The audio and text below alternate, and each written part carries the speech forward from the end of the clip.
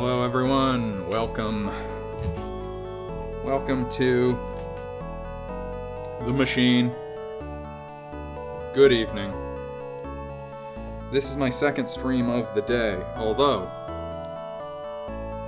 my last stream, which went from about 6 p.m. to about 8 p.m. tonight, is no longer listed due to technical difficulties. That's right, difficulties of a highly technical nature. I'm afraid, sometimes life doesn't always work the way you want it to. And that is certainly what happened earlier today. I was all set to have a nice, hopefully, a complete stream finishing off Spike McFang. A game which I have quite enjoyed thus far, playing this one. But, in an act of oversight, was it an act of hubris?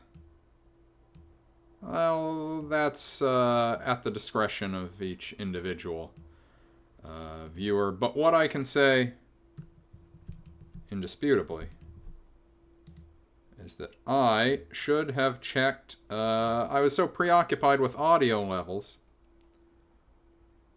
that I failed to check something very important, which was whether you could see me playing the game.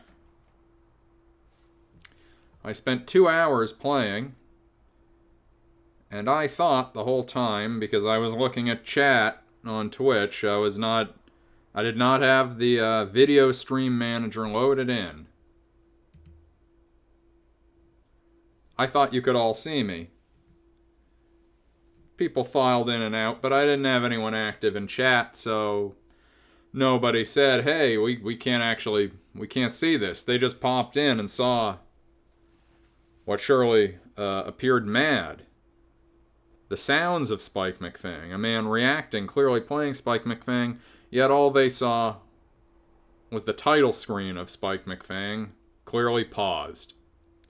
I inadvertently had 2 emulator windows open, and the one that was feeding to my stream was the paused title screen, which I had loaded up initially in order to make sure that the audio levels were working okay, because I've had a couple little nagging audio issues in recent streams. So I did myself in. I did it to myself, and as such, there will not be necessarily a continuous Spike McFang playthrough stream. I still have the audio of the preceding 2 hours, but for those of you who are checking in the YouTube archive, youtube.com/@ChrisTogpher, ChrisTogpher. Check out there for all my past Twitch VODs, videos on demand. Over there, if you're looking, it's going to jump from my first and second Spike McFang videos, which left off right before the Ice Palace, lorded over by the nefarious Freezer, who I vanquished by feeding chicken noodle soup to weaken him. And then I finished him off, and then I hopped in an airship. I sailed over the mountains and the forests, but the airship crashed. I'm stuck in a jungle maze. And then in that jungle maze, I defeated a weird-looking plant named Moray, not unlike the eel. And then I charged into Von Hessler's castle, the final dungeon of Spike McFang. I successfully defeated his chief general, Hydra, in a long and taxing battle. But then I succumbed. I could not beat Von Hessler. All that lost, washed away like teardrops in the rain. But fortunately, I had to take a break to eat and have a beverage and take care of a few things. So because of that, I caught the fact that the stream wasn't going out. And now, for this, in what I hope will be the stream in which I defeat Spike McFang, my second ever game that I have actually defeated start to finish here on Mr. Christopher's Video Machine. You will get to see that. But we'll see. I don't know if I can do it. I think I'll be able to do it, but I think I'm going to have to grind a little bit to get 1, maybe even 2 more levels. Because right now, I am level 13. Wait. What? Level 9.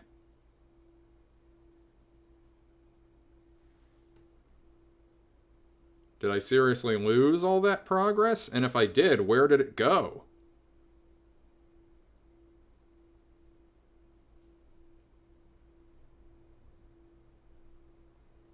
I saved my game repeatedly. What on earth is going on?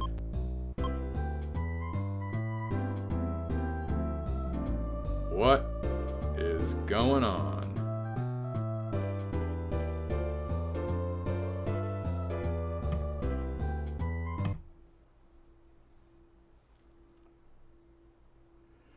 Oh boy.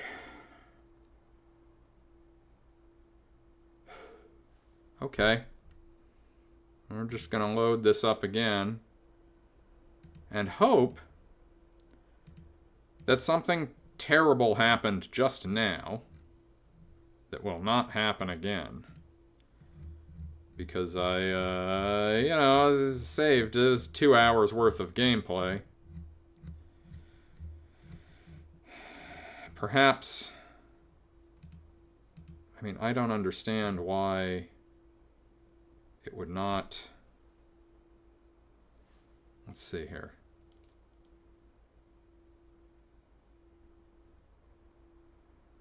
Maybe that would be why, but I don't.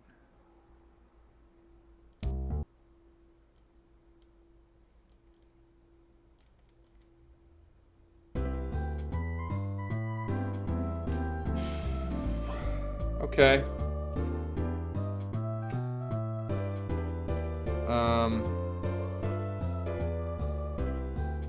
It seems like, for a reason I don't properly understand, none of my progress in my last stream was saved.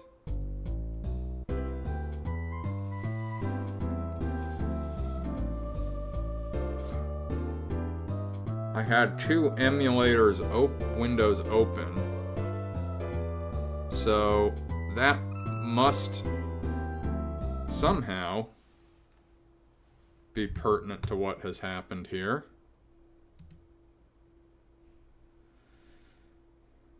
You know what? I'll be back in a.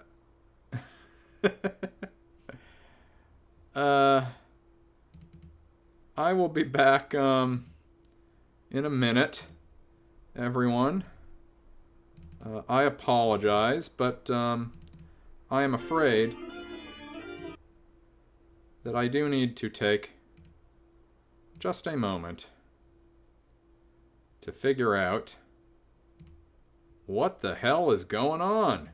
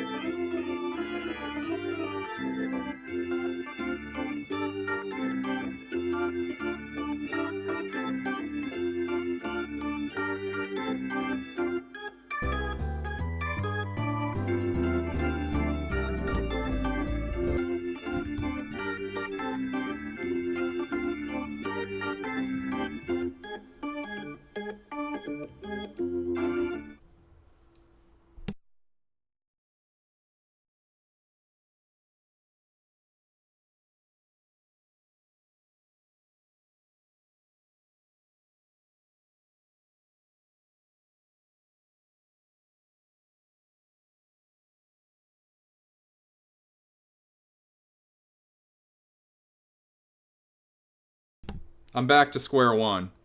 My 2 hours of gameplay earlier today was not saved.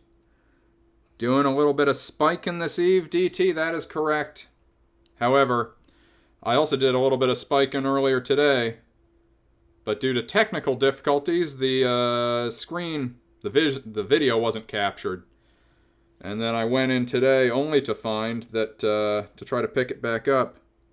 2 hours down the drain, that's right. Not just 2 hours down the drain, but also I had 2 emulator windows running, and the one that was feeding through to the stream was not the one I was playing on. So, like, I saw the audio levels, it all looked like it was working. That is a 1995 problem. You're right. And another problem is that, seemingly because I had 2 different windows open, I don't know how this happened, but my repeated saves to the ROM, I didn't use save states, it's all in ROM saving, also didn't happen, which means, effectively, that 2-hour gap, not unlike the Watergate tapes, the gap in the tapes, it'll never be recovered. It may as well have never happened. I'm just going to pick up as though that other stream never happened, because that's exactly where I am. I lost the progress, in addition to not capturing the video. So, onwards and upwards. Enough of this foolishness. We are back at Spike McFang. I know what I'm doing now, so I'm hopeful that I will actually beat it tonight. It may take me a couple of hours, but I'm going for it. My goal for the night, defeat Spike McFang.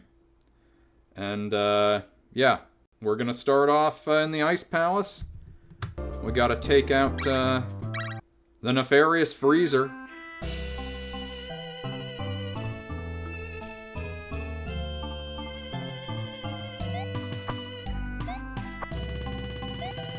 Because of my earlier attempt at this, I do know now.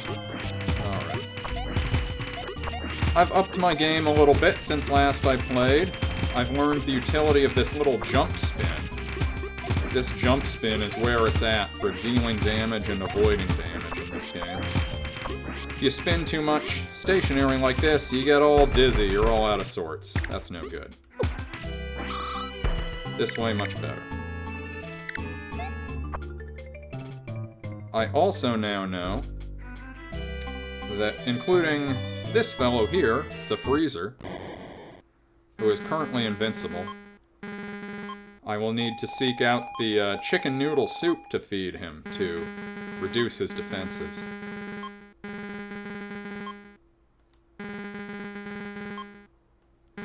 After this, there is a boss in the jungle I'll have to fight, Moray, the vine plant.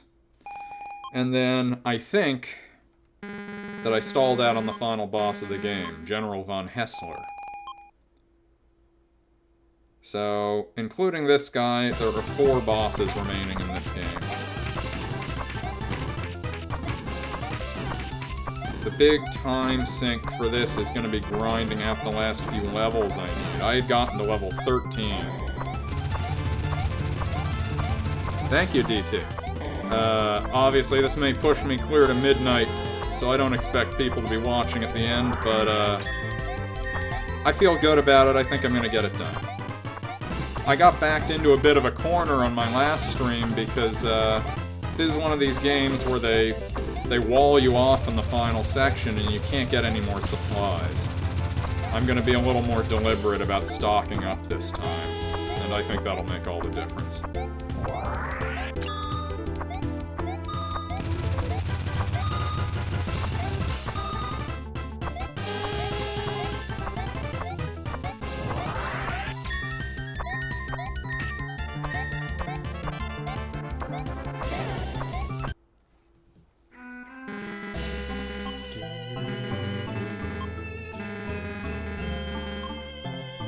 Impressions on the quest so far, DT asks. Right now, I think I've got this rated as my 3rd best out of 11 games I've ranked. It is a fun and very playable action RPG.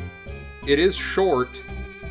I mean, once I'm through to the other side, I mean, starting from a position of never having beaten it, and only gotten, like, I don't know what I'd say, maybe, you know, towards the end of the first stage, there's only 4 worlds, and I think it's about 8 to 10 hours for someone who is a total novice would be a fair playthrough time. I like it. I love the visual style of it. I really like how Spike looks. I like how it controls. I love his jumping, too. Like, you can sort of see it here. You take off with Spike, you have so much flexibility when you're mid-air. You can almost do a 360 turn in mid-air. And that precision is important because it is a challenging game, but it feels like a very fair challenge throughout. Most of the challenge comes from bosses who have a ton of life, and it just makes you execute with defensive responsibility over and over and over again. I will say that as we've gotten towards the end, the increased levels on the part of the enemies, the big difference is just their life bars are getting higher and higher. And I think that's making the grinding nature of the game a little more tedious for me. At lower level, things just move a little faster with less margin for error. And now that I'm really like, I need levels now. I need at least 4 more levels to beat this game. I figured that out pretty well last stream. Like, obviously, EVO has a lot of grinding, and that's one of my favorite SNES games, but I think I'm a little more in love with the world and the story and the weirdness of EVO. There we go. First level of the night.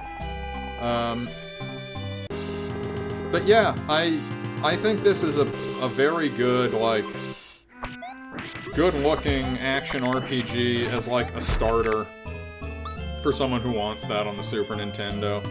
It's not perfect, it's not groundbreaking, but it has a real charm to it.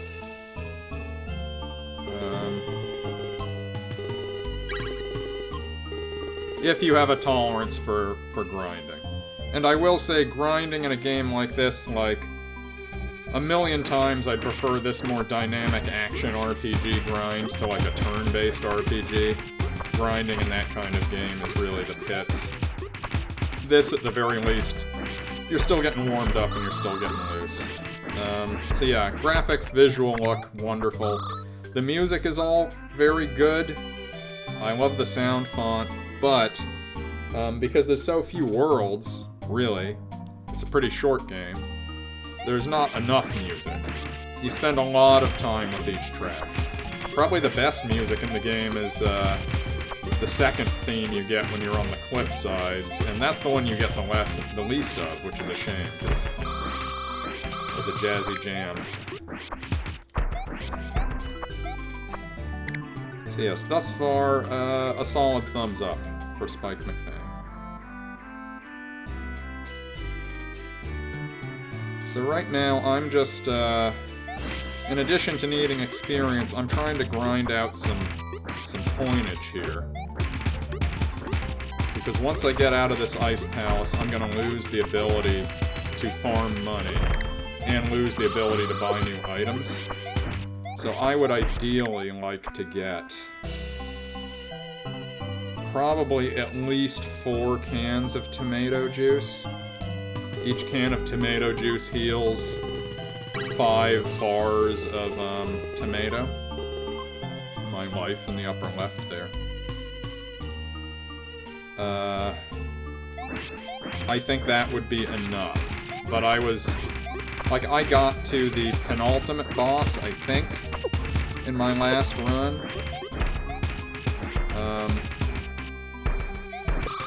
But it very easily could have been like, okay, I can't really do this with this much life. This game looks damn good visually. It sure does. I love how Spike looks. Like, he's cute and he's cool at the same time. I like the hat toss animations. I guess, DT, you have played this. You have not seen sort of the late game. I now have the deluxe hat where it sort of chases the enemies around for you. If I shoot it out into a group, I can really get some good chunk damage on them while I'm attacking.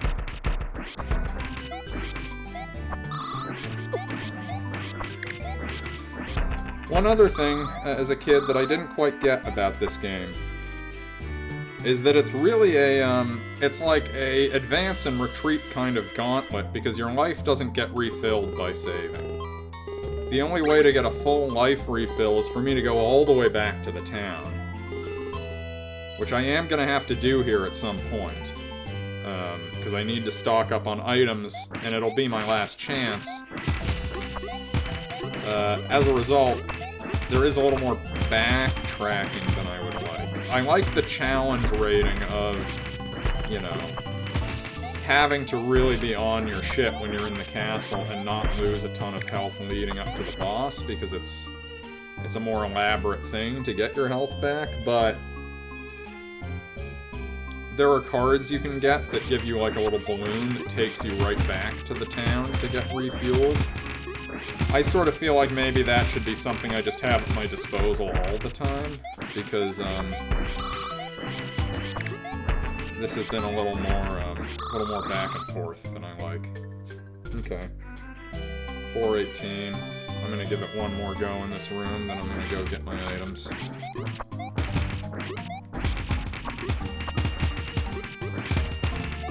Being diligent about this now is gonna keep me from getting into a real morass like I did the last time I did this, where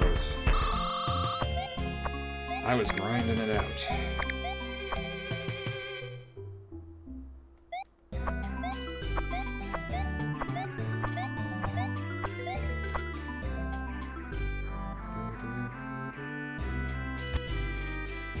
I have one tomato juice already. I've got the invisibility, I've got the hat. I wish I had that transport balloon. That would really just save me a little time, but not a big deal.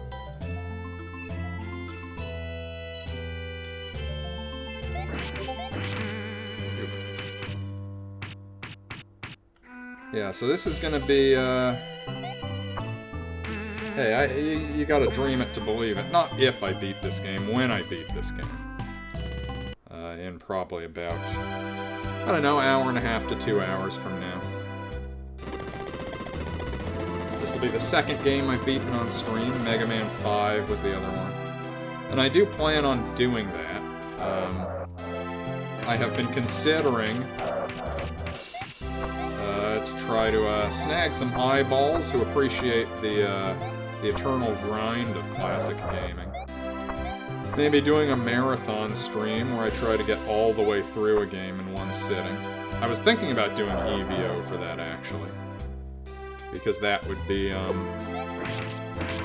enough consecutive playing to be kind of a challenge and kind of a grind, but also I know I could do it. I mean, I don't think it would take me more than, at most, 10 to 12 hours to get through that one. So, you know, I thought about doing that as a Memorial Day special, but when the day rolled around, I guess time just got away from me.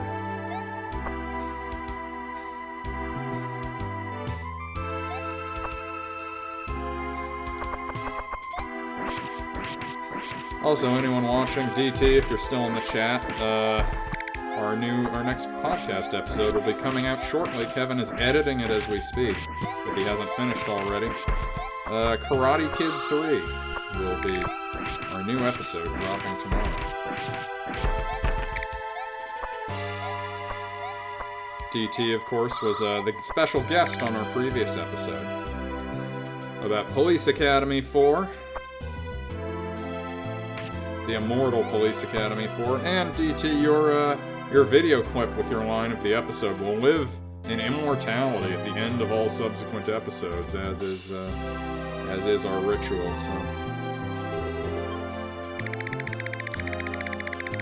yeah, I haven't decided yet. I have to pick the bonus episode for the Patreon, patreon.com/nowweknow for this week. I was talking to Kevin. I guess we may just do the Karate Kid, the new one. That certainly feels on theme. I was not a Karate Kid, though, back, growing up. I didn't see all these movies like Kevin did.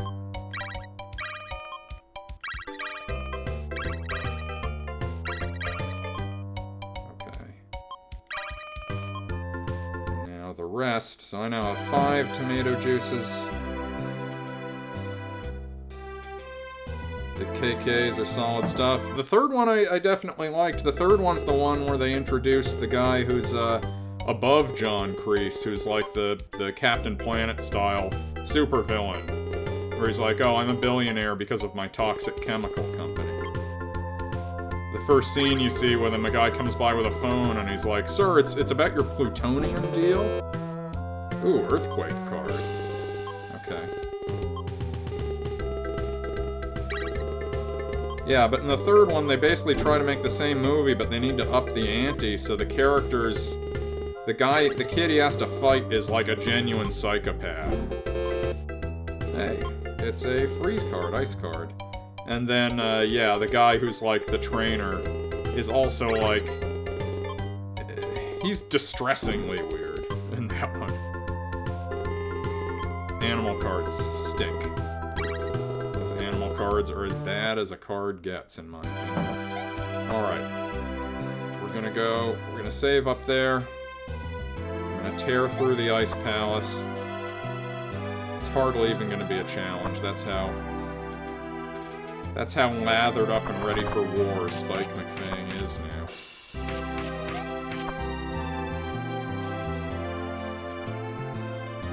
They were terrifyingly evil to me as a kid. DT says, yeah, we talk about this on the show. Something that was... the reason those movies were always so weird to me as a kid is like... man, I'm cannibalizing my own podcast talking about this here now, but... it's like... and I know they did the new series Cobra Kai, which I saw, like... I watched the first season of it, I think, back when it came out. What's weird about it is it's like... the setting of it, martial arts gyms in Southern California in the 80s and 90s. I know what these places are like. This is like a little room in a strip mall somewhere. It is as unglamorous and as unepic as anything could be. And yet, the villains in those movies, they're presenting it like, no, you should think of this guy as like Darth Vader. Like, they have like the energy... they're trying to sell you on the import of this, like, under-18 martial arts tournament as being like, no, this is a battle for the soul of the world, between good and evil. And if the Miyagi style doesn't win, they're gonna open 10 more Cobra Kai dojos in Encino, and it's all downhill for the human race from there. It's very weird. It's a weird blend of, like... a thing in the 80s and 90s that I associate with being like, slightly tacky suburban fun for kids in a strip mall. With like, no, we are, there's always a Sith Lord, a Sith Lord and a Sith apprentice. That's especially true in the third one, too. The villain in the third one is the owner of a chemical company called Dynatox. It has toxin in the name. That's how you know he's a bad guy. The stakes were that high. Yeah, I know, I don't know if they keep up that tone in the Cobra Kai series. I know that Pat Morita did come back, I believe, for the next Karate Kid, the Hilary Swank one, which I never saw. I asked Kevin while we were recording the podcast, how old do you think he is in this, Mr. Miyagi? He was like, I'll say early to mid-60s. I was like, no, he's 57. He's not yet 60 in that. So he still had enough in the tank to come back for the Hilary Swank reboot. These tales are so twisted. I agree, Kevin. I'll tell you what's really twisted, is that I streamed for 2 hours earlier today, and both due to technical oversights on my part, did not capture the video, and somehow didn't log any of the saves. So this has all been done before, and will be done again by me. You stopped at 3, DT? Yeah, 3 is, I guess, the only one I've seen all the way through. Karate Kid 3 we're discussing. Now we know on YouTube. Now we know podcast. Karate Kid 3 episode drops tomorrow. Oh, damn. Oh my god, the bird. Ugh. Okay, I'm gonna chicken out here and use this hat. Yeah, it does suck. I made it all the way to the penultimate boss. It's like 2 hours of gameplay, which, it's not the end of the world. I'll get back there. What's more getting me is the game gets pretty grind heavy at the end here. I was up to level 13. I'm not relishing building back up, but my goal is to, Jesus Christ. I'm getting bodied. My goal is to, the status effects in this where you get frozen are what has really been grinding my gears. Holy shit, look at that bird. It's an excellent bird effect. The, like, foreground birds sweeping over the whole place. That just shows up. You're not given a warning or an explanation about what that bird is all about. It's just, works for the freezer, I suppose. Yeah, as I was saying with DT earlier, I can't say enough good things about the visual look and graphics in this. Like, some of the enemies are a little more simplistic, but all the things that you want to look sharp and have really fluid, cool movement, dynamism, it's kind of all there. And you just have so much control over Spike's movements, which you have to, because it's pretty challenging and pretty tough to avoid damage at points. Okay, I need to be a little more careful here.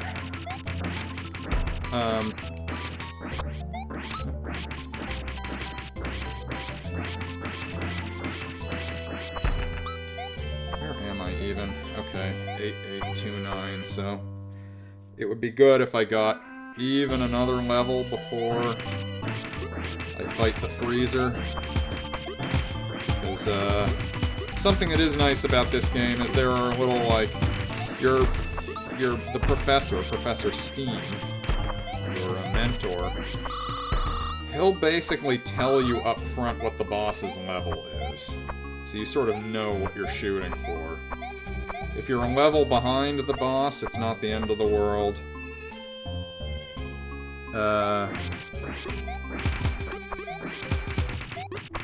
If you are at the same level, it's totally fair. For the first boss, I needed to be a level up, though.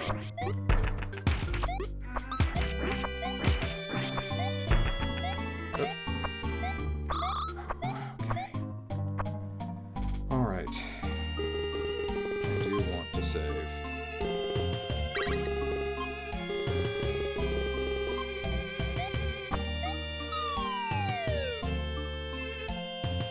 Not unlike Link to the Past, you have essential dropping through holes in this game.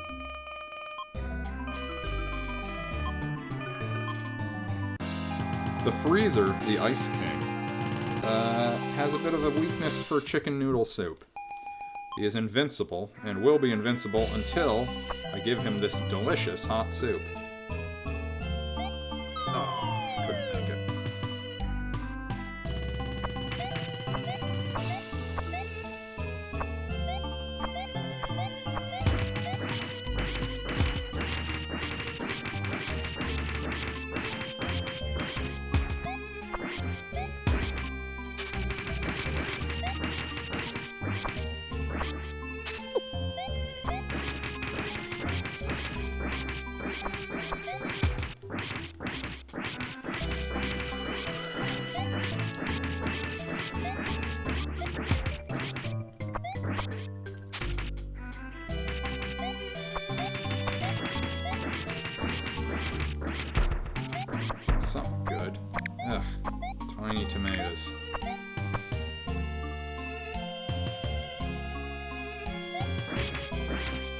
if I do successfully beat this tonight, it will be a long time coming for me, because I liked this game as a kid.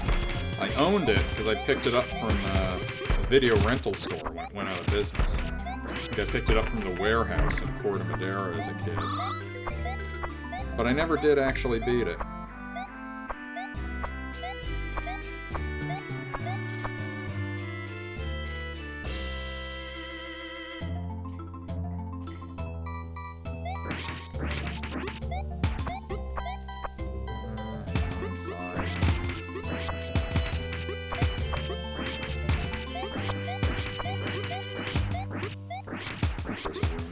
Where I can farm the last bit of experience I need here.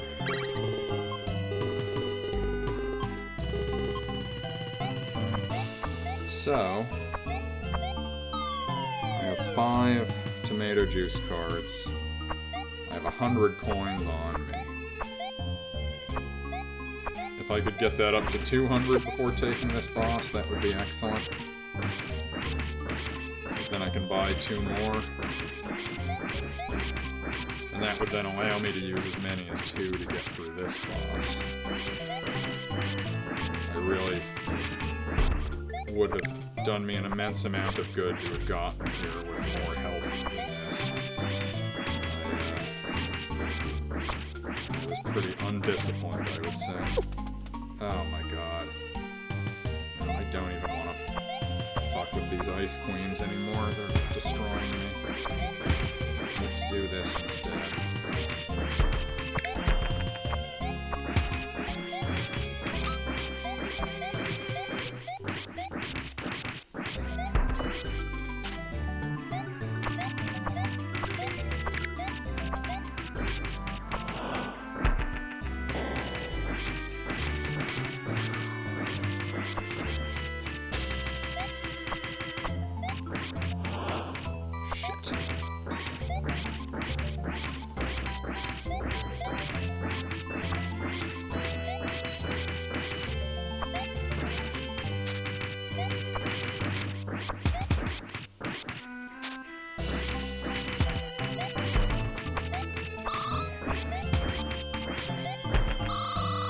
Perfect. Alright. That's what I needed. So. Now we will... Now I can burn the 2... As many as 2 tomato juices. And I can get this last level here.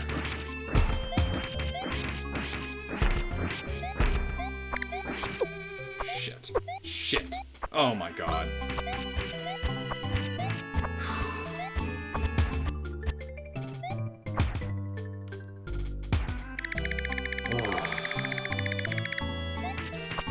That was a nightmare.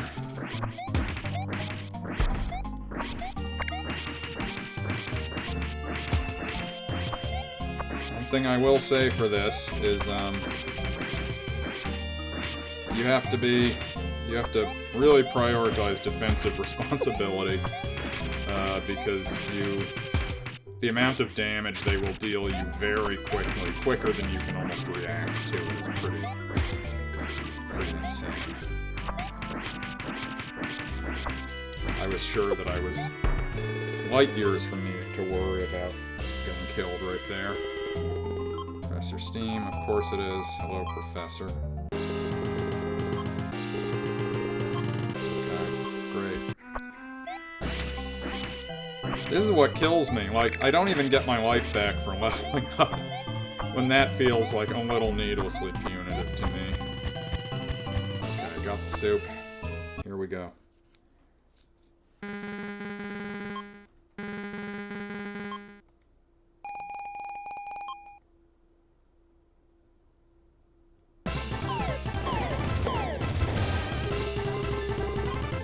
Three bowls, that's right.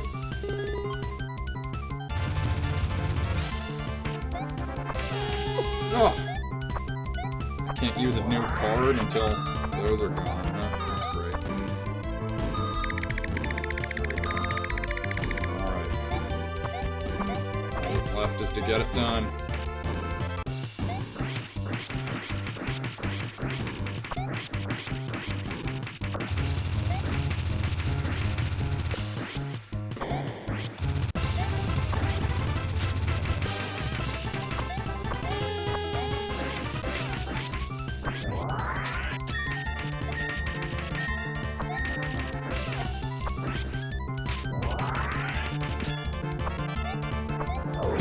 Phew.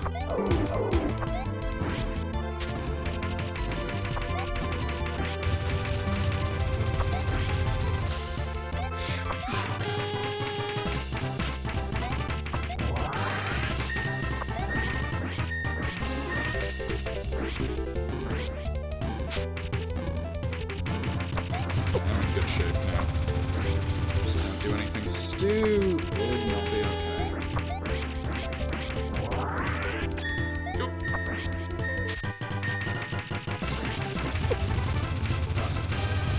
Stuck? Oh, I'm frozen.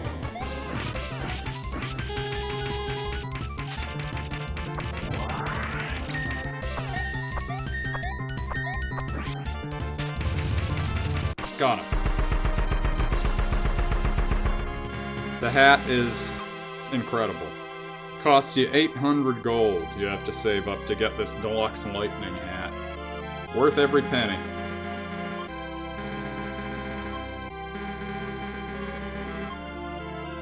You're pretty good.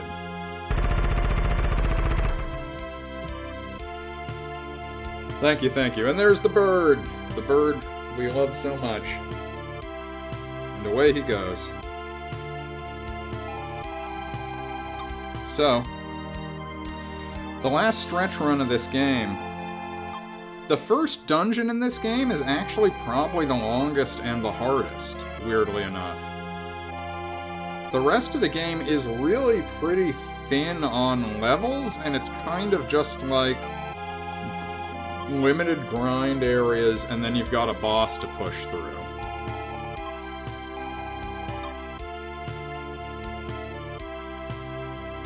And there's 3 bosses left. There's this is the final boss, Van Hesler.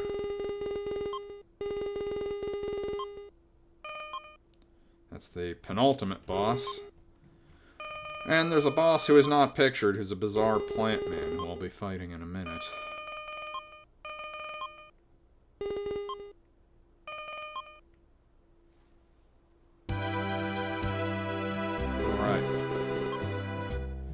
Prince Spike. I keep forgetting that I am a prince.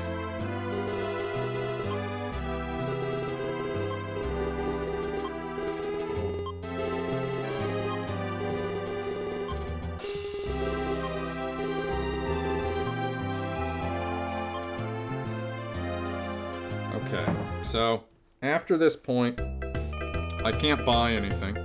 As you can see, the shopkeeper appears to be an anthropomorphized ginseng root of some sort. So these 2 tomato juice cards, that is all the health I'm gonna have for the rest of the game. That's the only health items I'm gonna have. Whatever I have when I leave here now is all I'm gonna have for the rest, but I'm confident. I'm better stocked up than I was last time I tried this. And last time I wasn't even so far off. I do not like this little dialogue sprite for Spike. It looks bizarre compared to how good he looks usually.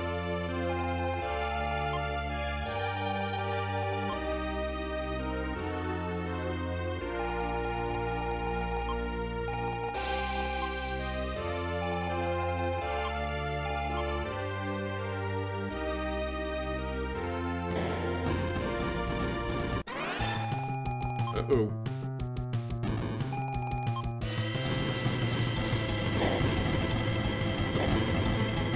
Airline safety is an issue in this world, too.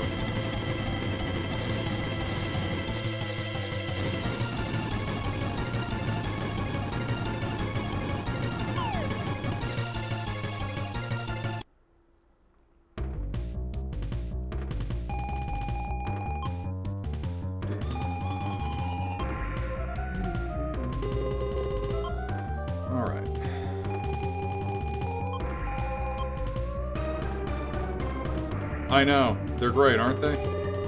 I think this was like 94. So it's definitely on the list. Well, I don't know. When did SNES drop? Was it 91? Do you know what the actual release year was, DT? I mean, whenever it came out, it's just 91 in North America, yeah. It just, to me, feels like they settled on a visual style, and they knew exactly how to get there. Like, I'm sure there's games that have, you know, graphics that are more technically impressive in how they're put together, but they just really nailed it.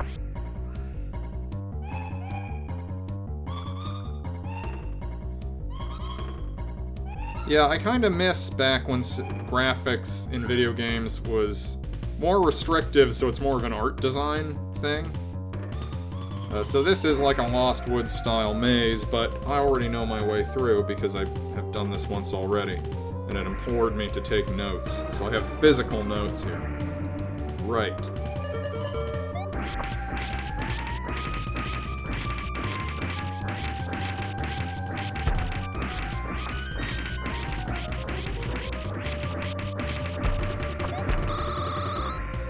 Great, now I get the big coin. Doesn't even matter anymore. Right, next is up.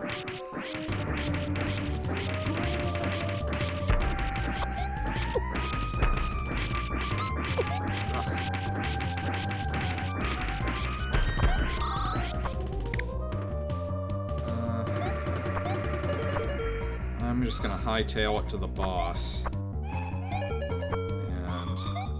See what experience I get out of him. If he gets me to 12, then I'd really only probably need a little bit more.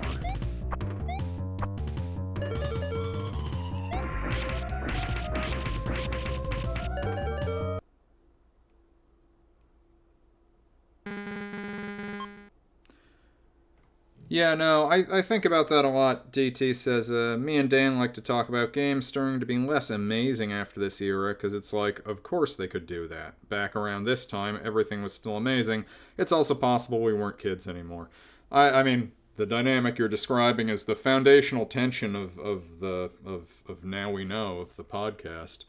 I mean, I think it's both in some sense. Like, you know, I think that when you have unlimited options as far as art design goes, which they kind of do with the power of graphics processing now, I think I don't know, it's nice, but also I miss, like, expectations are way higher today, and they're also, like, I think a lot of these old games flourish and are interesting and weird because they're operating within, like, technical limitations.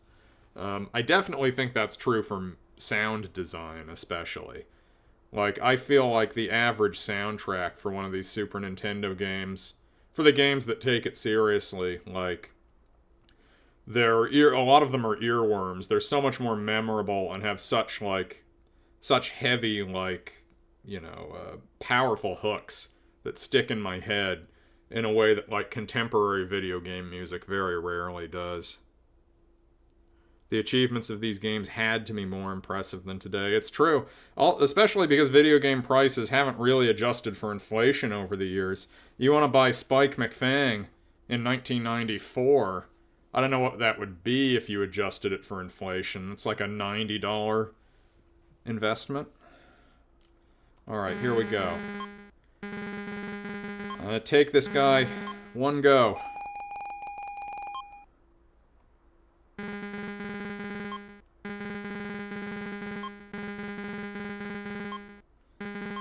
You gotta be aggressive with this guy. You cannot let him hit you with that purple sludge. He did that to me once, and then he immediately dragged me into his mouth and killed me.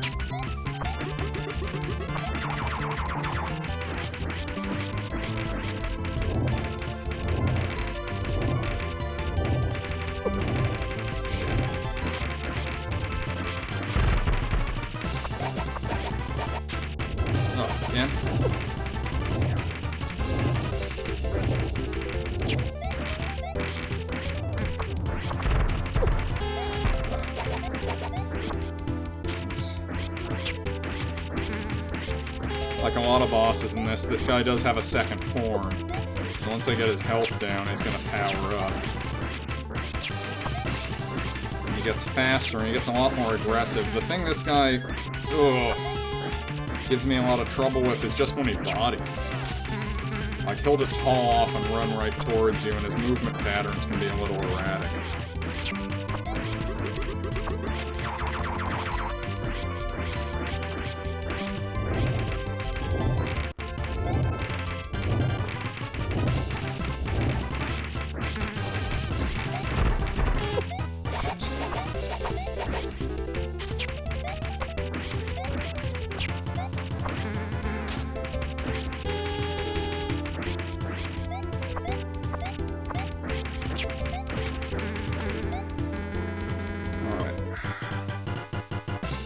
I think I have 5 tomato juice cards. I think having 4 in reserve for the castle will be enough, so I think I can afford to burn one to get through him here. Let's do it. I'm not the only one who can juice back up.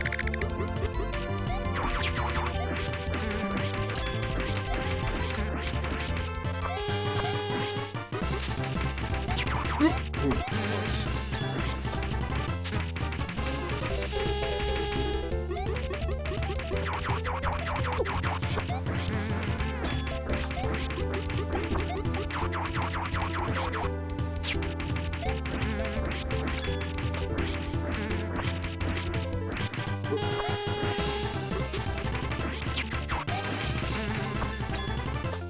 Yeah, this, I didn't realize, DT, but this game is, like, really kind of like I was saying earlier, like, the dungeons oftentimes are pretty short and just there for encounters to get you grinded up to the level you need to be at. It's kind of more of like a boss rush game in a lot of ways. Which I like, and like I said, the bosses are often not super challenging or complicated in their patterns, but it's testing your, like, endurance. Like, the fights go on for a while, and you have to have, like, a high level of execution and also, like, a lot of defensive responsibility, and not get carried away. The grinding is a bit much for me, but as far as the challenge of the game, once you get into it with the bosses, I quite like it. I think it's a pretty fair challenge. I don't know if I'm gonna be able to... I just need to be more conservative and start using the hat more, keep him at a distance. Whoop.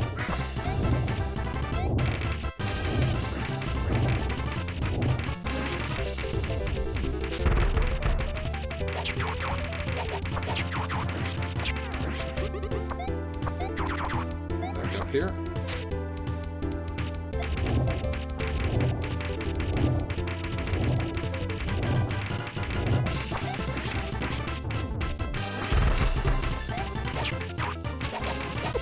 Shit. Right up on me.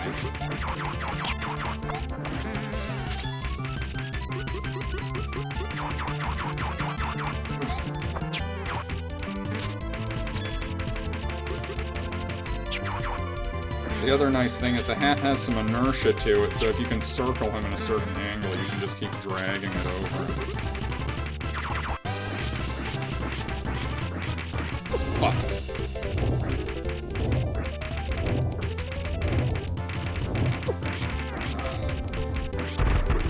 Really don't want it. No, okay, I'm gonna go for it. I want him over here. Really didn't want to use that second can, but... caught up in a long-term thing with him.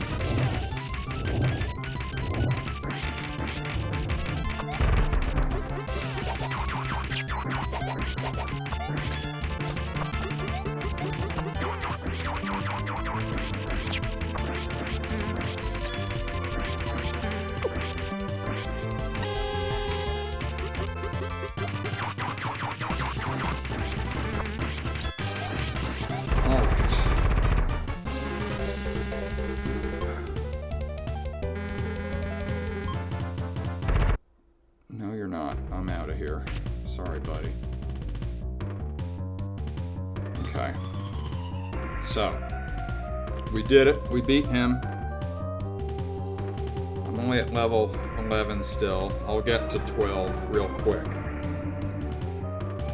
I might have to grind it out to get to 13. I think that's probably necessary.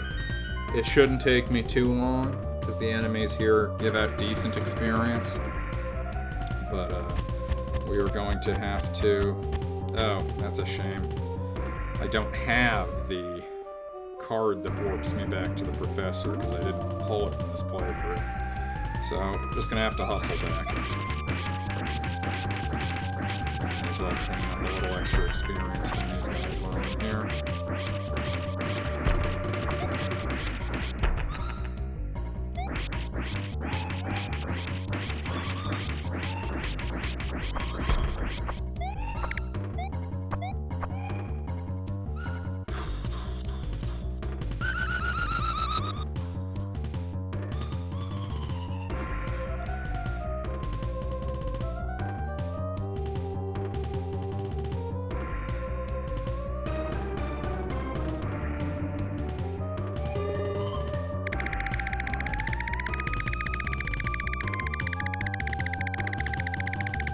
So, the goal is to get at least 2 more levels.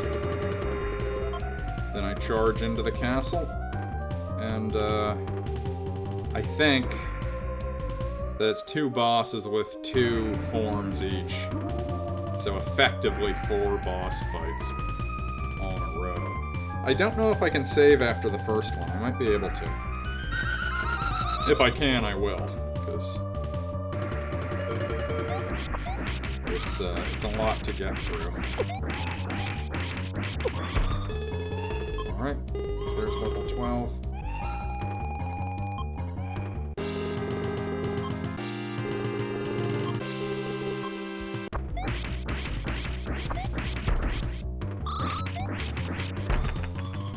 Yeah, the enemies are very fun in this too. They just have a lot of character.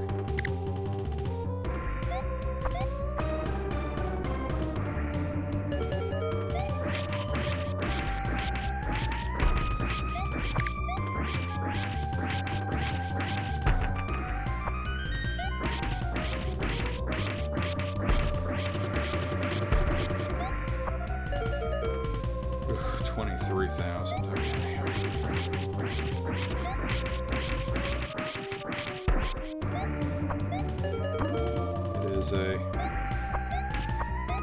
It is a bit of a lift to get to level 13, but it's a big one. Things will really open up for me. What? I thought it was left there. Alright.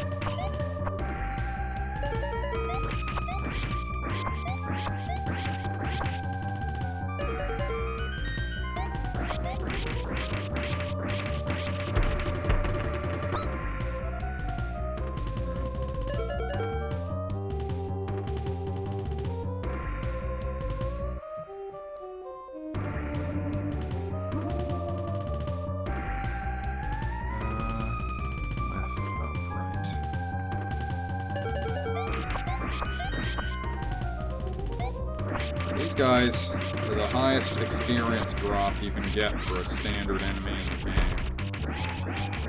But what's frustrating about them is that once they sense you're stronger than them, sometimes they'll try to just run away from you, which doesn't really feel in the spirit of the thing. I haven't had that happen with any other enemies.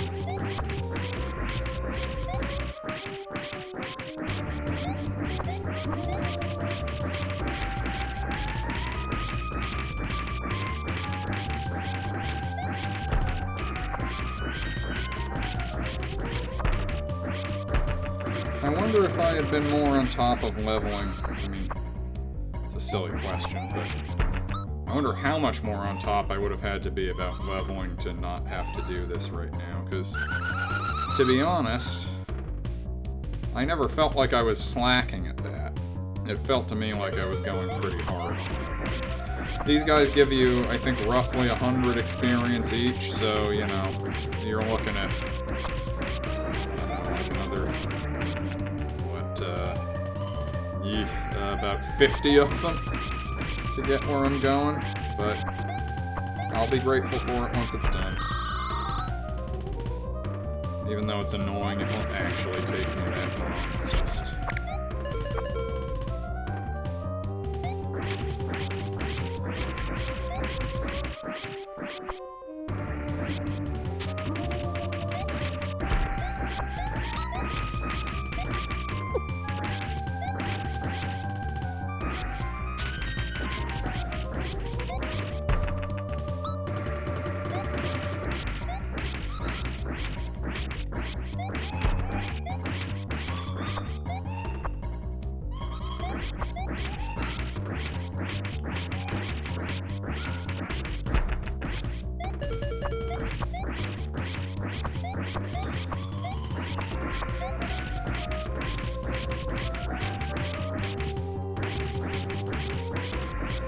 Thumbs are getting tired, but doing this hop spin over and over again is definitely taking it out of my thumbs a bit.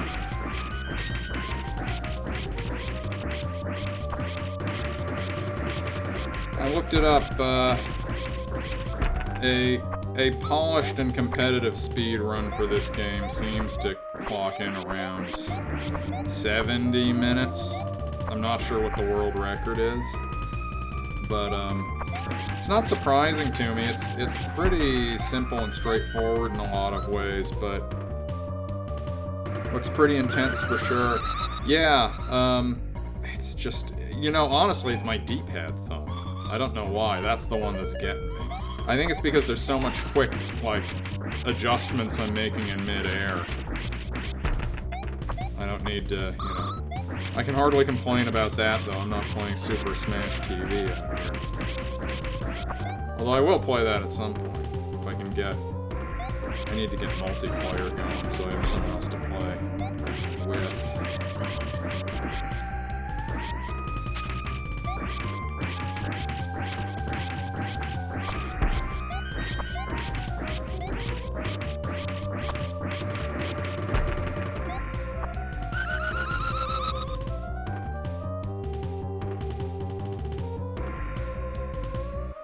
Yeah, I watched it live.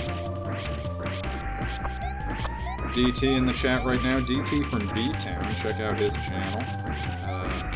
His 100 greatest games of the Super Nintendo in progress now. Super Smash TV has already been played on his list. And yeah, it's, that game is, it's one of those games for me that was always murder on my thumbs.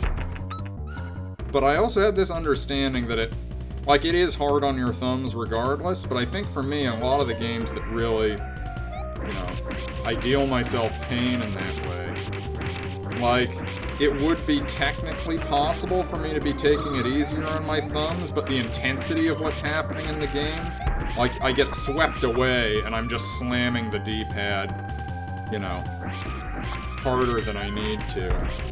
I haven't played Smash TV in a long time, so I don't know if that factors into it at all, or if it's just that hard to, like, maneuver sharply.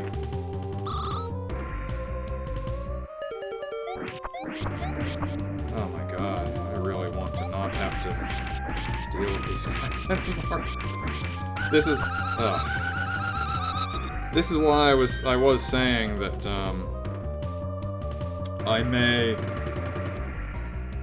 I reserve the right to re-rack these games if I'm playing them all the way to the end once I've actually finished them. I did slot this in at number 3 earlier. The only thing that could bring it down in my book is just how tedious the grind is at points.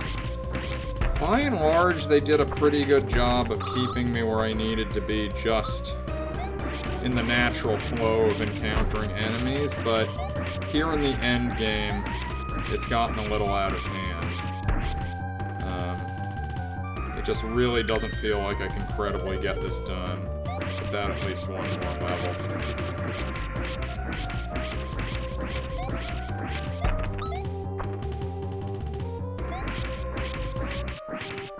It's as much about just having the extra life bar as anything, too.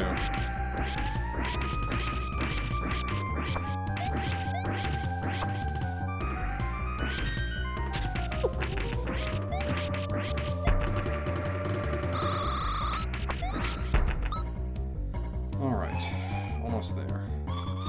Just another 2,300 or so. Which is to say another, let's say, 6 screens worth of these guys.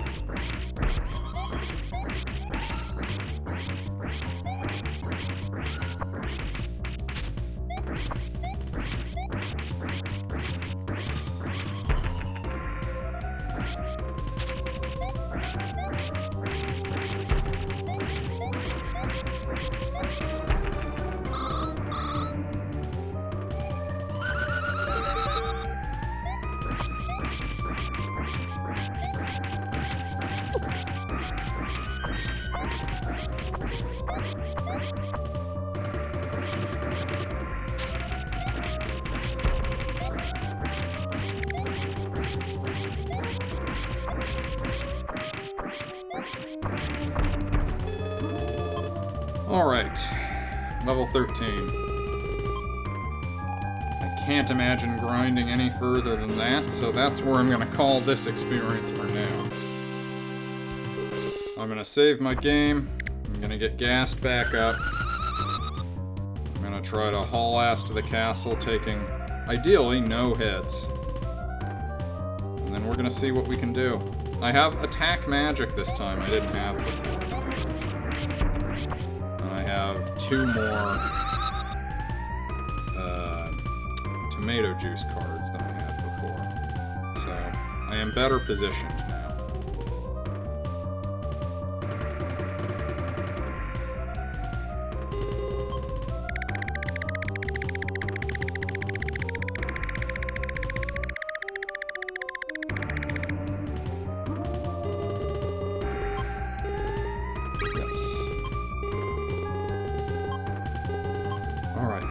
away we go.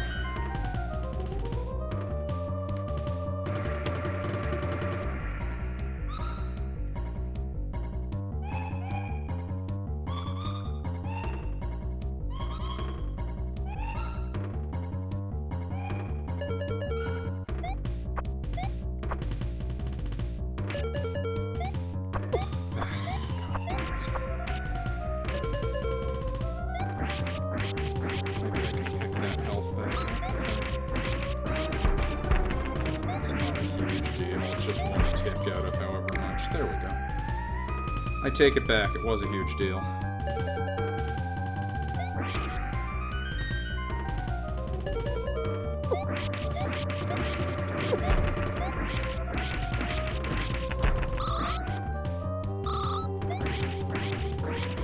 Kill these guys so easy now.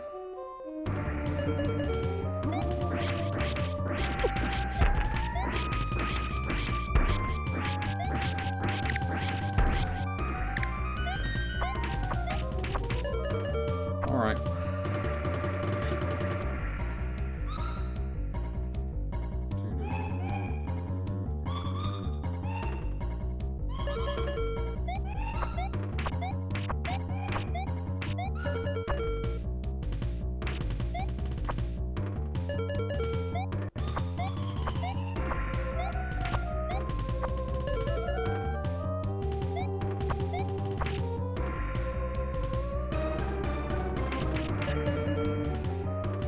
Okay, so I have beaten the first boss. We'll see. If I beat her, I may run back and see if I can throw down a save there. It's worth doing, if I can. I don't know if it'll let me.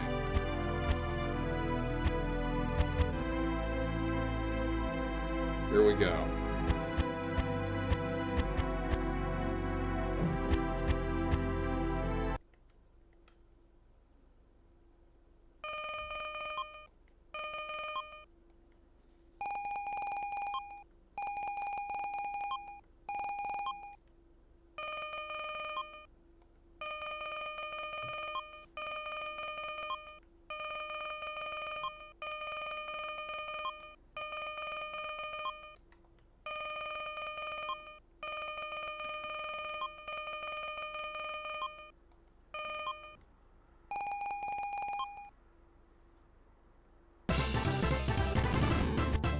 God damn these things. These flaming dragon bones that she has. They are a much bigger problem than she is herself.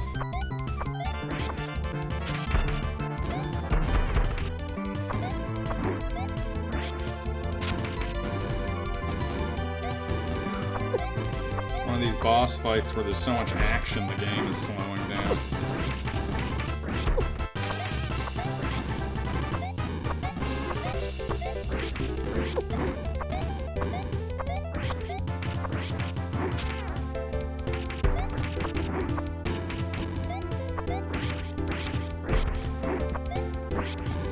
Shit! Once you get to the second form of this fight, it is so much easier. Entirely because these dragon skeleton things, these fire dragons, go away. You're not worried about them anymore. It's all the difference in the world.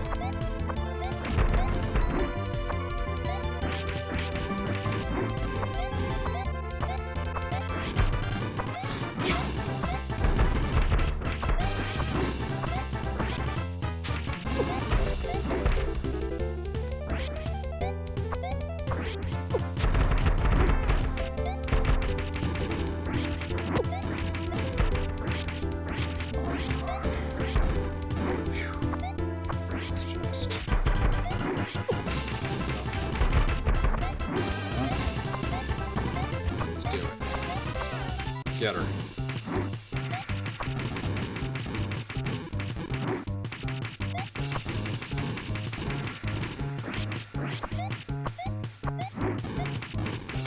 May as well empty the tank on these magic cards.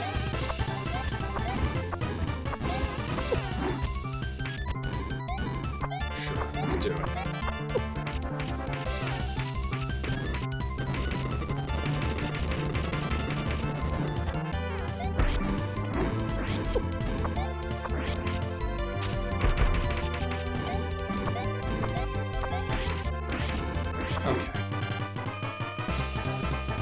Round 1 goes to Spike. Okay.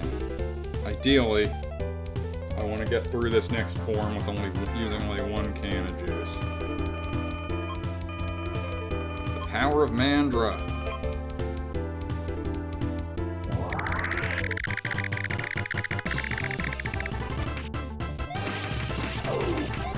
If you stay up back here, I learned last game, it seems to be pretty easy.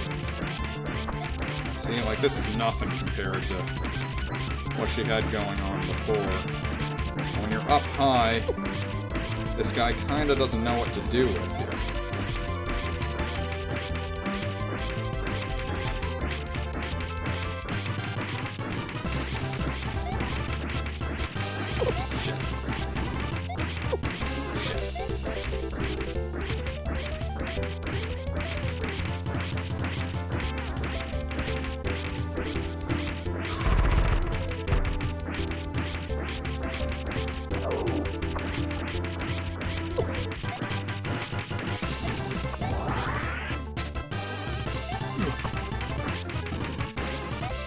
Get down there, things get dicier, so gotta try to be pretty disciplined about staying near the top.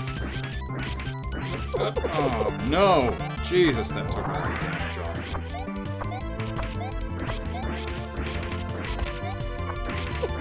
I can always hide in my hat if things get too dicey, but I'm not gonna deal damage to that, so.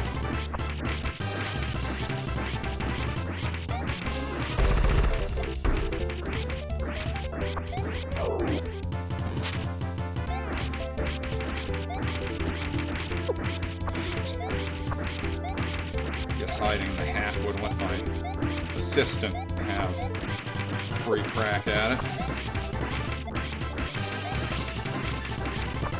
Sure, okay. Get in there. Alright, finish her off. No! Her! Go after her! Not the... Come on. Get her! Ugh. Useless! What a waste of time that was. I am absolutely... furious. Furious at my ally. Got her. I know, it sure did suck. It sure did. That hat trick does not always work out. How could this happen? It's all over, Hydra. You have no more magic to conjure.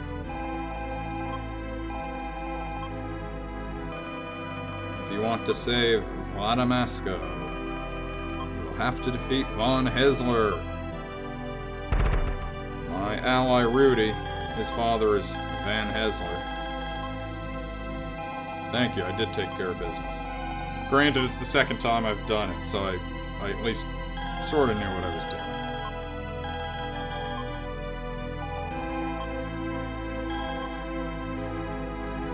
Now, can I leave and go save my game? See.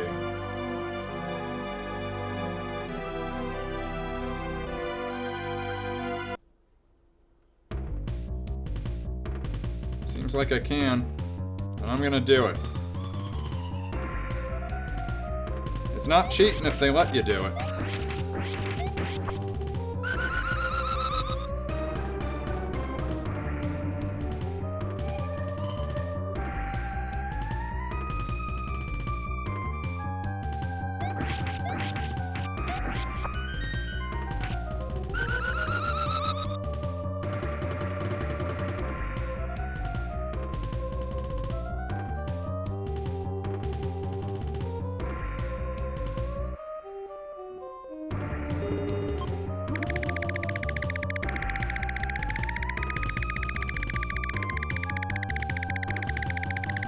Yeah, the thing about this game, DT, is there's no sort of checkpointing. It all revolves around your last save point, which I guess was pretty common back when this came out.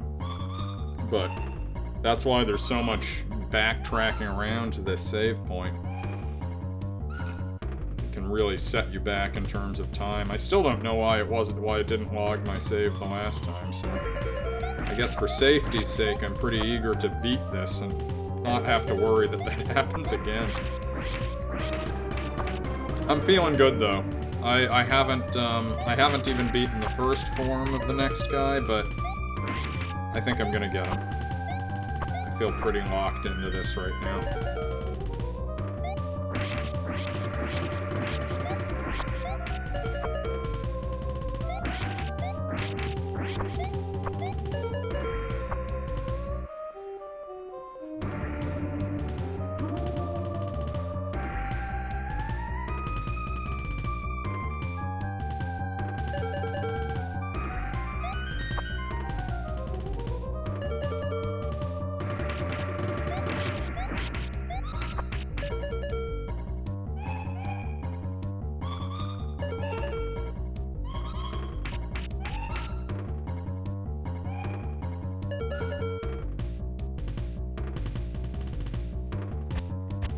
Hat card, I got a Quake card, a Freeze card. Freeze is pretty good. Animal card doesn't do shit. Although it does spawn a bunch of animal sprites, so if I thought I could take advantage of the game lagging and slowing down, I can induce that by using this card. Okay, here we go. Maybe I should just try to get through his first form as quick as I can, so I'm gonna burn through the magic on him.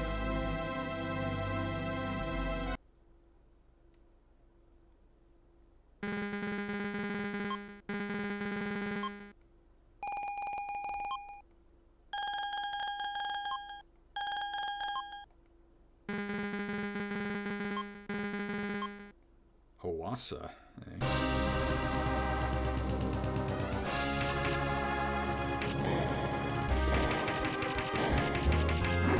So much, but that's fine.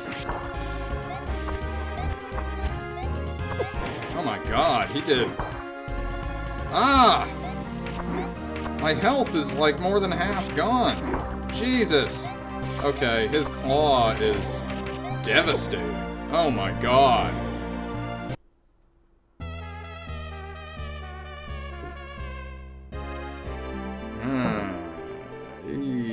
Hey.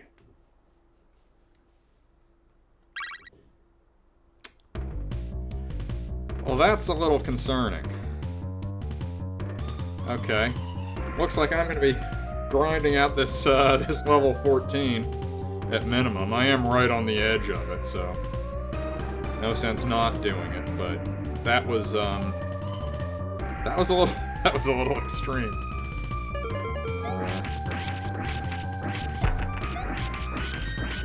The last time I did this, I did a lot better than that. Clearly, I can't get up next to him, but his melee attack is too... Like, that was absolutely mind-blowing. He just melted through my life bar. I'm pretty sure it was 3 full tomatoes just for one swipe with his hand. So I'm gonna hang back, and I'm gonna rely on the hat. It's time for the hat to do what I paid for. I paid 800 gold for this hat.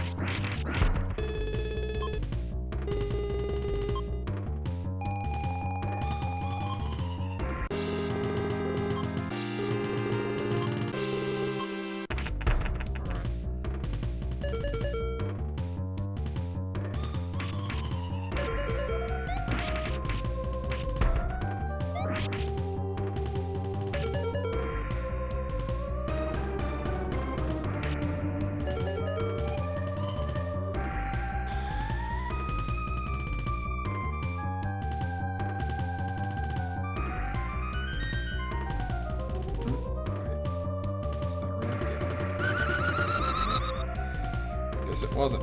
Oh, right. Done this so many times that now I'm starting to forget.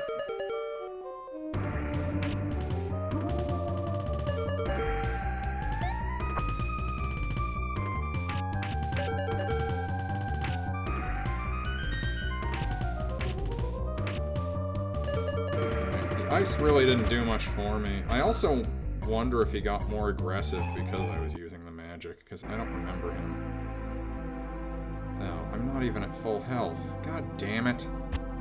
It doesn't even... It doesn't even top me off for gaining the level of... Alright. Well, I'm gonna take a stab at it anyways. Alright. Discipline, focus. Hat strat. And we'll see how it goes.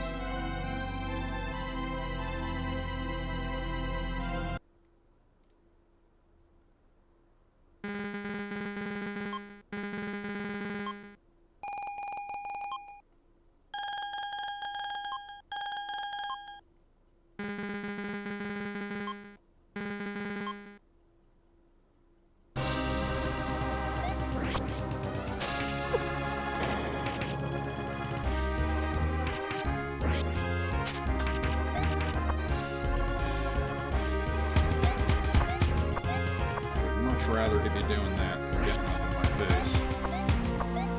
Those are not too hard to dodge. Woo! Even that.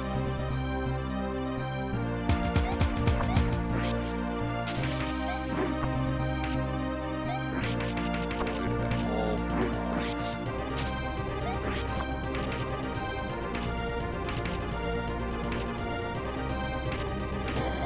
Oh! Oh, God. Just by bumping into me.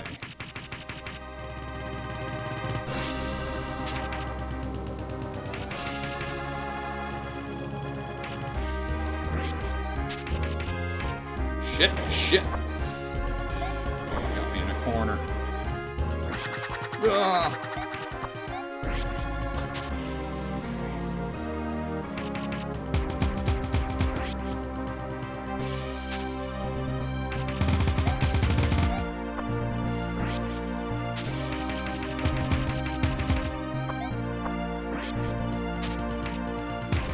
Good. I don't like him to keep getting stuck in that magic cycle.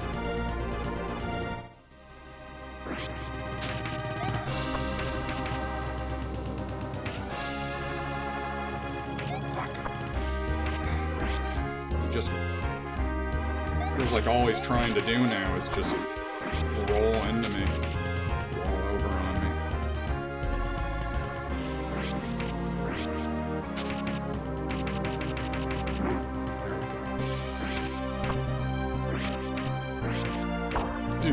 Oh my god, he got me.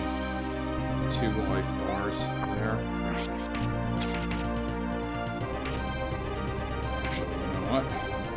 Use this now, because... I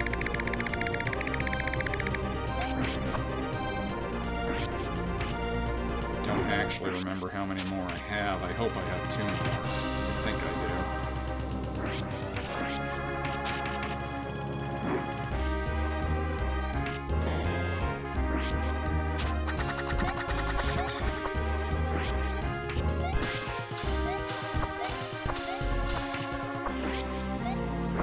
Buzz off.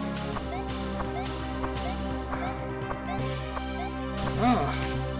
Why does it stop doing that? There.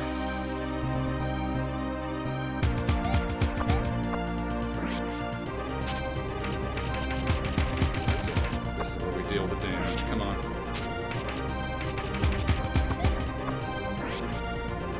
Gotcha.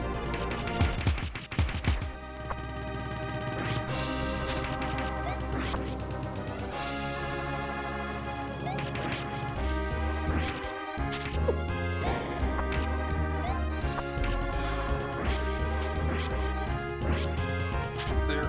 Get him. Get him.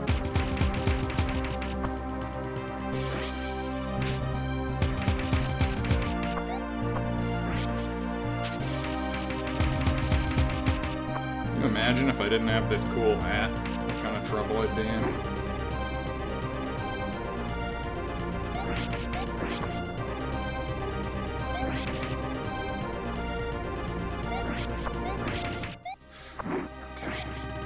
Here we go. Finish him.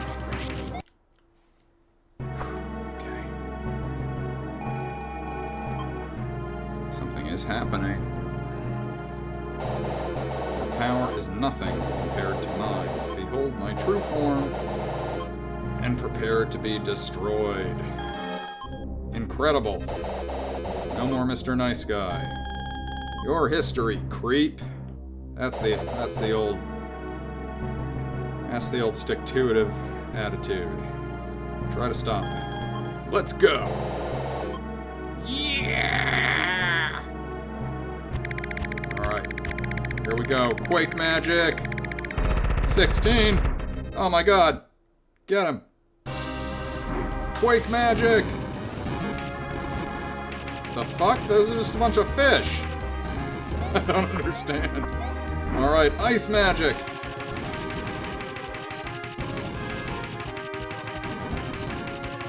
Alright. That's a good start. Oh boy. Oh man. Oh. Shit. Okay. This is fine. I got this.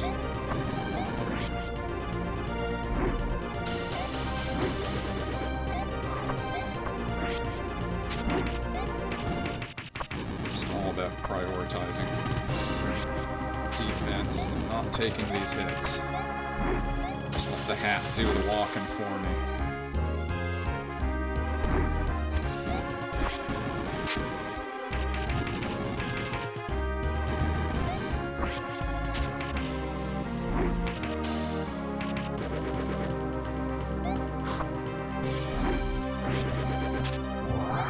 Oh boy. Oh. Chug, chug, chug. Damn it, that's the last one. I don't have any left. Okay. I have to not use one on the first form next time if I can't get him here. It's just too, it's too intense over here.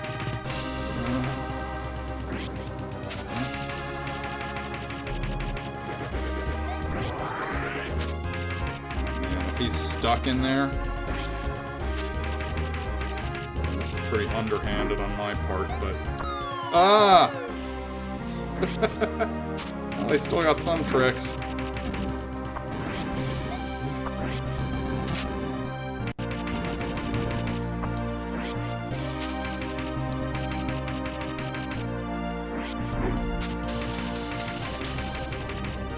Okay. Careful, he can still get me over here.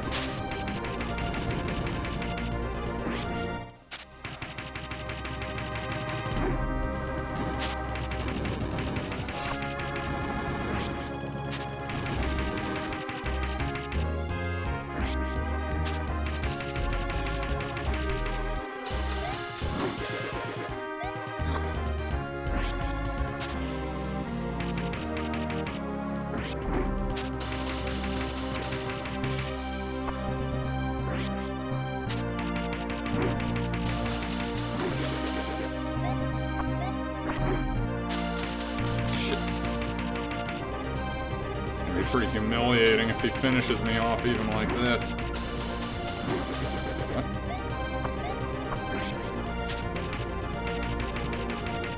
Still leading me in health. Just a nightmare trying to go a leg up on this guy.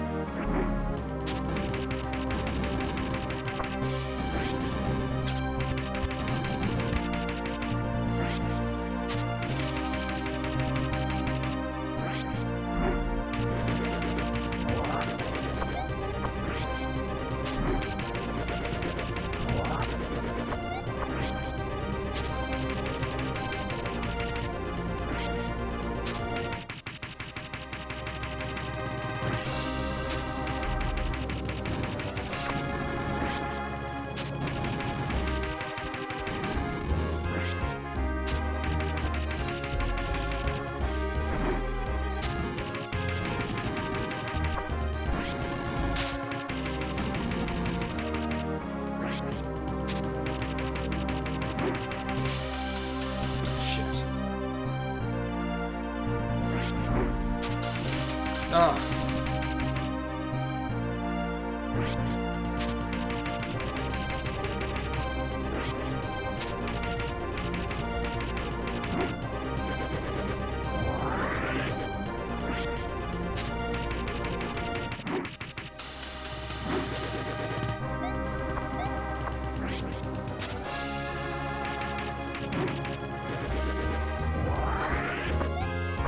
Oh no, he's out. I'm not prepared for this, having been playing on easy mode.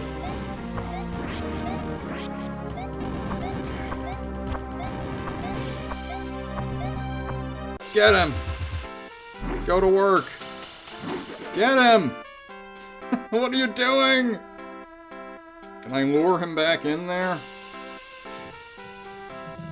Well, if this works, then that hat card was was worth every penny. I'm still not going to be able to get him. I'm just taking too many hits even in here. Absent this fucking cheap-ass glitch, I don't even know what I would do to even make this competitive. This is insane. How much damage he's taken here.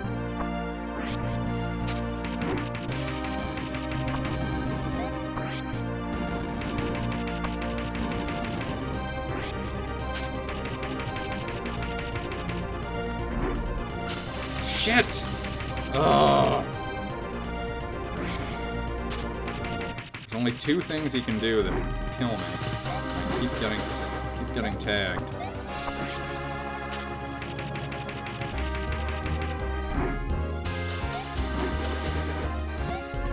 He seems to have figured out what they are. Ugh! What's that one? Alright.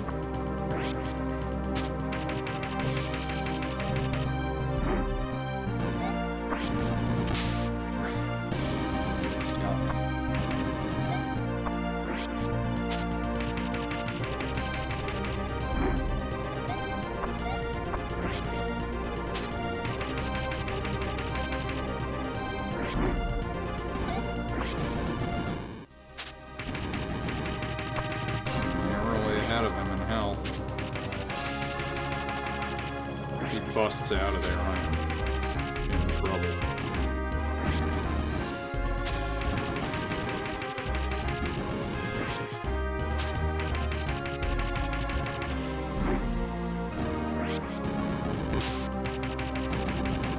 Fortunately, he seems to have cycled out of the axe and freeze ones that are the only ones that will hanging me up.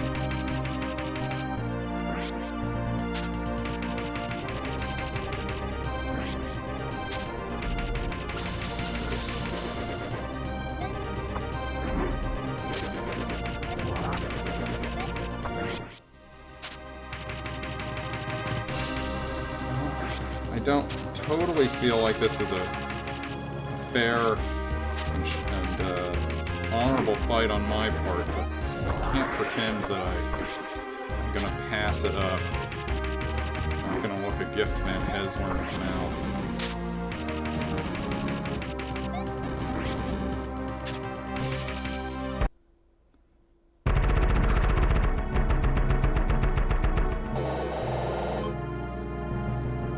There can't be another one, can there? That's gotta be it, right?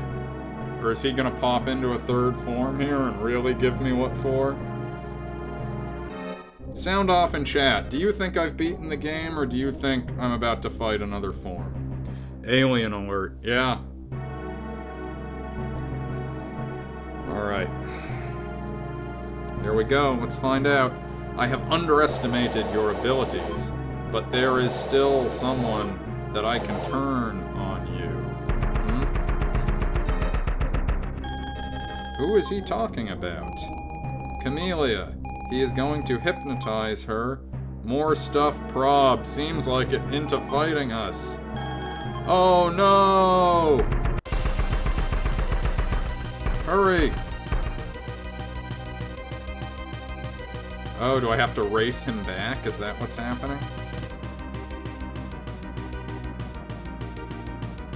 Well, he's simply faster than me, so...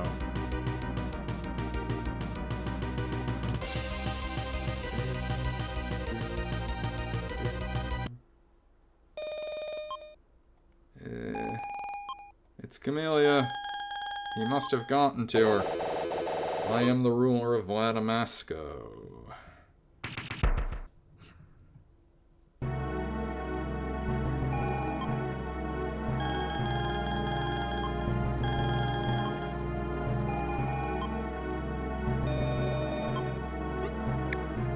Ah!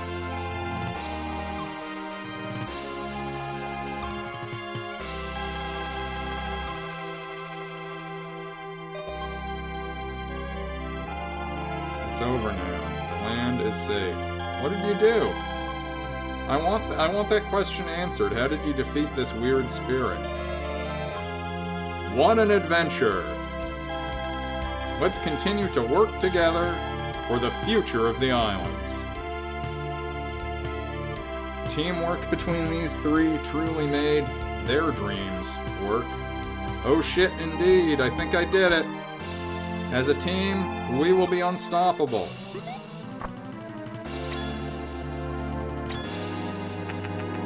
He's done! He's a big coin! He's money for me now!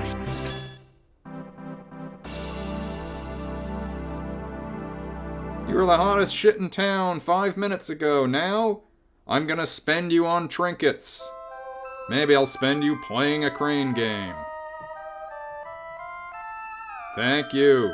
Congrats with 2 G's. I appreciate it. As I said, that was not I think, a traditional or fair fight in the final boss fight there. I figured out how to trap him in that corner. If I hadn't been able to do that, he would have annihilated me. I mean, the amount of time it took me to kill him doing that was insane. I drastically underestimated how hard that final boss was gonna be, and it was just dumb luck that I got through it the way I did. So, I gotta give it up to Spike McFang on that. It's a very boss-heavy game, and certainly in that final rush, they did not skimp on the boss difficulty. And given what this game is, I stand by what I said. I think the challenge of it, the grinding is a little irritating, but the challenge level of the game, it is a fair and compelling challenge from start to finish.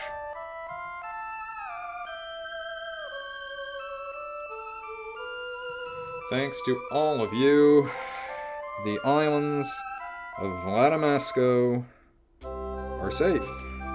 Hey. Now we must rebuild the lands. Someday, Camellia, you will make a fine ruler of the Vampira Kingdom. Thank you, Mother. What is the total hour about? Let's see. This took me right about hour 50 since I started the stream here. Maybe let's say 2 hours. My previous streams, I think, was a 3 and a 2. So I knocked this out in about 7 hours.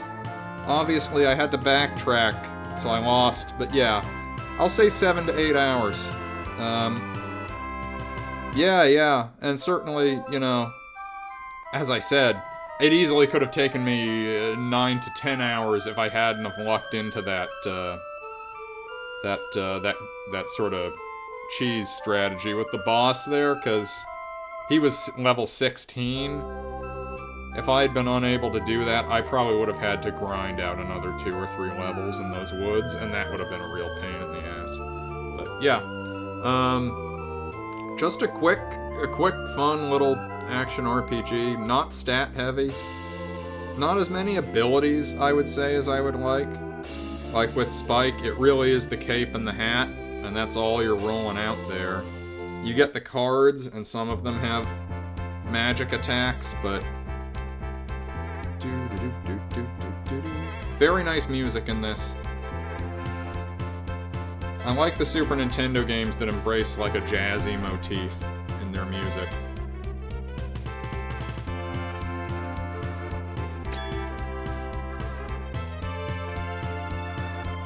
Ready to slot this on my Odyssey pecking order? You know, I already slotted it on an earlier stream, but yeah, I think it's gonna... I'll have to consider it. I said I'm open to re-racking once I actually beat one of these things, so. Love this in games when you get the little, like, cast of characters. You get the boss roll after you've finished it all off. This fucker, I hated him. Absolutely hated him.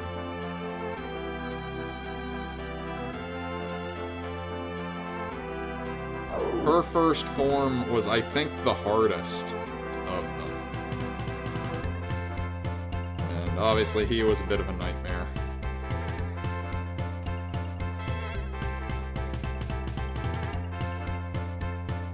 Special thanks.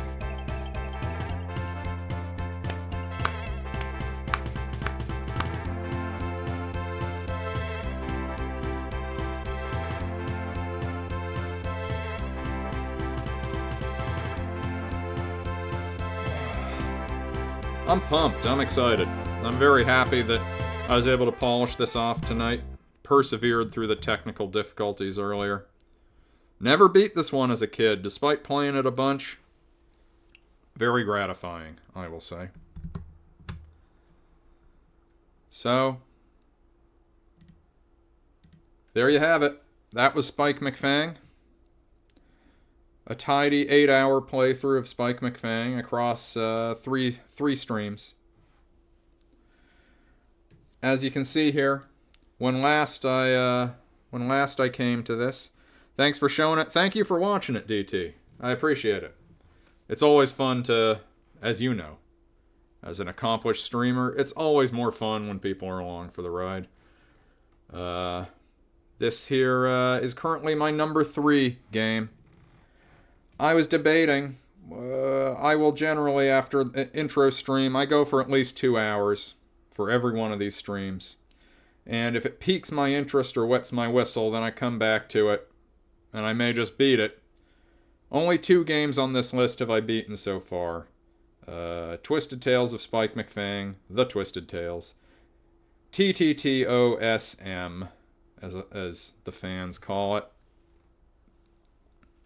And Mega Man 5, which it has currently narrowly beaten out for the number 3 slot on the all-time rankings. I'm going to stand by that. I'm leaving this right here. I love the classic Mega Man games. Love them dearly. They're very fun, iconic. I can play them forever. I might sooner play Mega Man 5 again.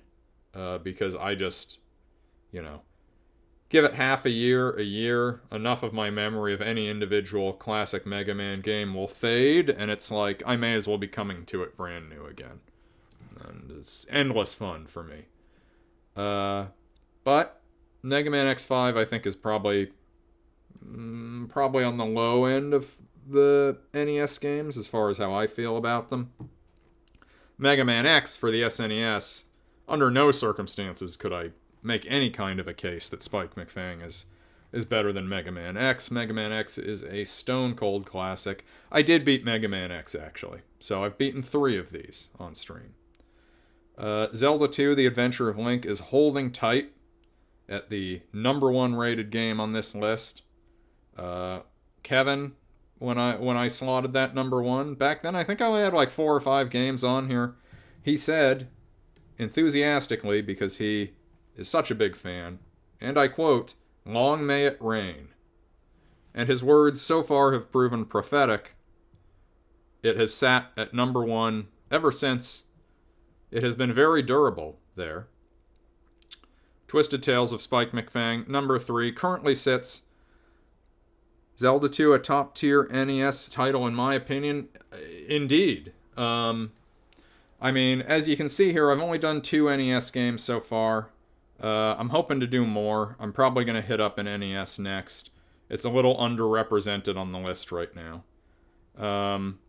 But yeah, I think, like, the original Zelda is so, it really sets the form. Nothing like that had ever been seen in a home video game before. The scale and the size of it and the depth of it. But for me, I have more fun playing Zelda 2 than the original Legend of Zelda. There was just something about the world, the encounter system, the palaces, the music, the feeling of going into villages, seeing these villagers. Hyrule feels like a little more alive in Zelda 2.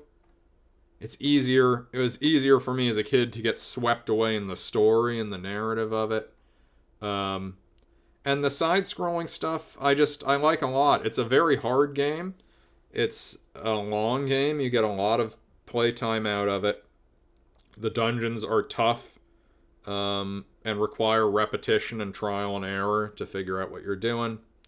Like the magic, like the leveling. Need to go get good yourself. Yeah, I'm sure you must have played it for your NES stream. It's a really, for me at least, I think it's a really rewarding game. What I really love about it most is the basic high-low sword thrust and shield thing for the side-scrolling action. Like, with very limited technology, they get that so good and so compelling. Like, when you're fighting it out with like the armored knights in the palaces, and they're parrying and you're trying to slip your sword in through the defenses, it's for the NES, I would describe it as high octane fun. So, I also think in a weird way, Zelda 2 is kind of because it sort of operates on this big overworld with these palaces you jump into. It, more than the original Zelda or several Zeldas that came after it, kind of feels like the original proof of concept for like Breath of the Wild, like the Switch Zeldas, in a weird way. I've been workshopping that take for a while, so you'll have to tell me if it sounds credible. So right now, the only games I consider as games that exist, basically, are the games I've done on this stream. So right now, Zelda 2 is the greatest video game ever made. Mega Man X, the second greatest. Twisted Tales of Spike McFang, the third greatest video game of all time. Incredible. Mega Man 5, number 4. The King of Dragons, Super Nintendo, the first game I ever did, the SNES port. First game I ever did here on MCVM. And that's currently at 5. I'll pick that game up and play anytime. That game's a blast. Awesome work. Peace for New. Thank you, DT. Thank you for joining. Thank you for sticking with it as a late night stream. Midnight at sign off. I appreciate it. Have a great night. Then we got EVO, The Theory of Evolution, PC98. That one sunk a little bit on further play. It will be finished on this stream at some point. ActRaiser 2. A perfectly serviceable SNES action platformer. A stout challenge. Just pales in comparison to its predecessor. Manhunt stinks. Bugs Bunny Rabbit Rampage stinks slightly worse. Young Merlin stinks slightly worse than that. And Haunting starring Poltergeist was a nightmare. It was a anchor around my neck, which thankfully I don't ever have to return to. So that is the list as it stands. Thank you so much for joining today, whether you popped in live on Twitch. Who we have here? Junkyard Dave. Welcome to Twitch. Was funny to catch the end of this in the rankings. I like how this is as is what you played. Spike being number 3 of all time is pretty hilarious. I appreciate that. Yeah, it is pretty hilarious. This is one of the whole concept of this stream, honestly, of this since I started the channel, is I'm just making a big list. And nothing will be considered except what has been added to the list. You know, in a certain sense, Haunting starring Poltergeist being the worst game of all time, you know, that's tough for it. But it is also the 11th best. And that's a much higher ranking than I think anyone else would have for it.